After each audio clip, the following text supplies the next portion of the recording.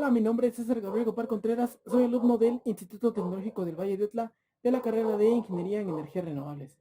Este video es para la materia de Sistemas Eléctricos e Iluminación impartida por el ingeniero Salomón Rodríguez Bonilla. El tema que vamos a abarcar el día de hoy es acerca de la norma 001, la C de 2012, que habla de los sistemas eléctricos.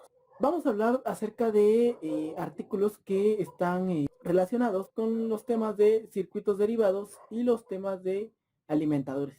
Sin más por decir, vamos a ello. Una vez ya dada la introducción, vamos a hablar de lo que es cuál es el objetivo de la norma 001. En este caso, el objetivo de la norma 01 es establecer las especificaciones y lineamientos de carácter técnico que deben satisfacer las instalaciones destinadas a la utilización de la energía eléctrica, a fin de que ofrezcan condiciones adecuadas de seguridad para las personas y sus propiedades en lo referente a la protección contra accidentes eléctricos y accidentes térmicos, llamémoslo así, por calentamiento por corriente de falla y sobretensiones en los equipos eléctricos y conductos. El cumplimiento de las disposiciones indicadas en esta norma garantiza el uso de la energía eléctrica de forma segura.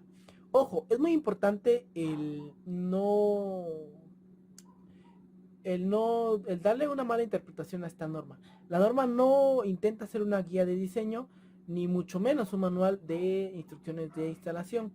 Ya definimos el objetivo de la norma. Entonces vamos a hablar sobre los temas que nos vamos a referir y a centralizar en este video. Vamos a hablar de los circuitos derivados y de los alimentadores. Para ello seleccionamos, hicimos una pequeña lista de los artículos que hablan de estos temas, ¿no? Y nosotros al ver la norma nos encontramos con dos artículos, los cuales eran el 210 y el 215. El 210 tiene como título circuitos derivados y el 215 alimentadores. Vamos a hablar cuál es el objetivo de estos artículos. Vamos a empezar, con el artículo 210. Los artículos están divididos por secciones, en este caso sección 1, sección 2, y etc. ¿Qué nos dice este artículo? Este artículo cubre los requisitos para los circuitos derivados, excepto aquellos que alimenten únicamente cargas de motores. Las disposiciones para los circuitos derivados que alimentan equipos mencionados en esta tabla que estamos viendo, modifican o complementan las disposiciones de este artículo y deben aplicarse a los circuitos derivados referidos en la misma. Como podemos ver, tenemos en la tabla 210-2 circuitos derivados de propósito específico, lleva de nombre, que tenemos tres columnas: equipamiento, artículo y sección. Nos dice el equipamiento, en qué artículo lo encontramos y en qué sección. Como podemos ver, anuncio luminoso y alumbrado de realce está en la sección 600-6. Las casas móviles, casas prefabricadas y sus estacionamientos en el artículo 550, y así sucesivamente. De ahí nos dirigimos a la sección 210-7, que lleva como título circuitos derivados múltiples, que nos dice que cuando dos o más circuitos derivados alimenten dispositivos o equipos en el mismo yugo, debe haber un medio. El medio es el punto donde se origina el circuito derivado, para desconectar simultáneamente los conductores de fase que alimentan de dichos. La sección 210-8 nos habla de la protección de las personas mediante interruptores de circuitos por falla a tierra. Nos dice que se debe de brindar protección a las personas mediante interruptores de circuitos por falla a tierra, tal y como se exige en los siguientes incisos en el A y B. El interruptor de circuito por falla a tierra se debe instalar en un lugar fácilmente accesible. De ahí nos dirigimos a la sección 210-9, circuitos derivados de autotransformadores. Una aplicación de estos circuitos derivados es que no deben partir de autotransformadores, a no ser que el circuito tenga un conductor que esté conectado eléctricamente a un conductor puesto a tierra del sistema que esté alimentando el autotransformador. De ahí nos dirigimos a la sección 210-11, que nos dice circuitos derivados requeridos. Lleva de título. Este artículo nos dice que se deben de instalar circuitos derivados para iluminación y para aparatos. Es una aplicación de estos circuitos, incluidos aparatos operados a motor, para alimentar las cargas calculadas de acuerdo con la sección 220-10. Y por último nos habla de la protección con interruptor de circuito por falla de arco.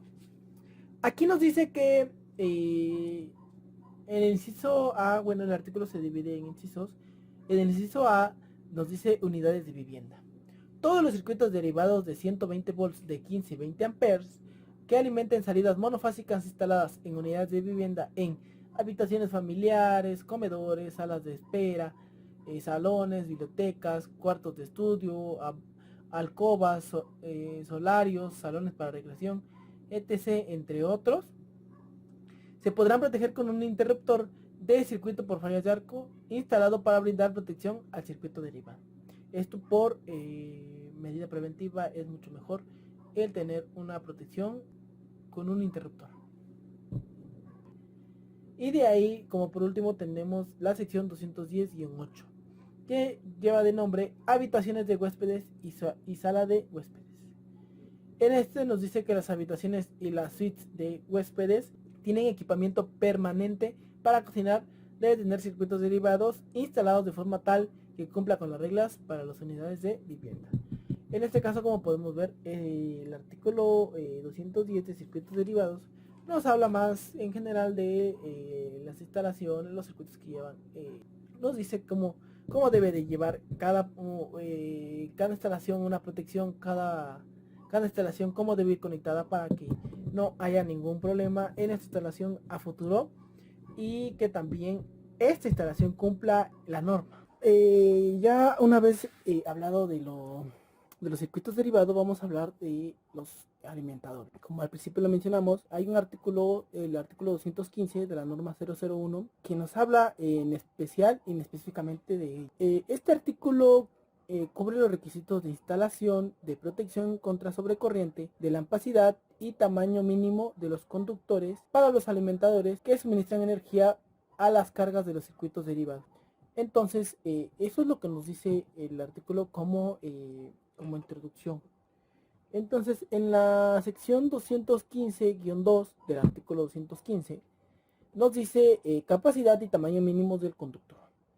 El inciso A nos dice que los alimentadores hasta de 600 volts. Y después el otro inciso dice alimentadores de más de 600 volts. Uno nos dice que hasta el límite de 600 volts y nos dice que debe de cumplir. El otro es de más de 600 volts y que debe de cumplir. El inciso A en general dice que los conductores de los alimentadores deben tener una capacidad no menor que la necesaria para suministrar energía a las cargas calculadas de acuerdo a las partes y el tamaño mínimo de conductor del circuito alimentador antes de la aplicación de cualquier ajuste o de factores de corrección debe tener una amplitud permisible no menor a la carga no continua, más el 125% de la carga continua. Excepción 1 nos dice que si el ensamble, incluyendo los dispositivos de sobrecorriente que protegen los alimentadores, está aprobado para la operación al 100% de su valor nominal, se permitirá que la amplitud permisible de los conductores de los alimentadores no sea menor a la suma de la carga continua más la carga no continua.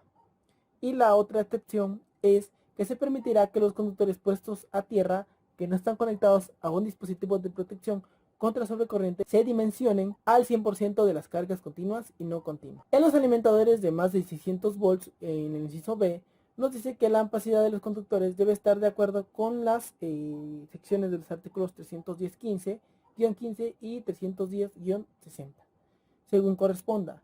El tamaño del conductor puesto a tierra del circuito alimentador cuando esté instalado no debe ser menor al exigido en la sección del artículo 250-22, excepto que no se debe de aplicar la norma el artículo 250-122, inciso F, cuando los conductores puestos a tierra estén instalados en paralelo.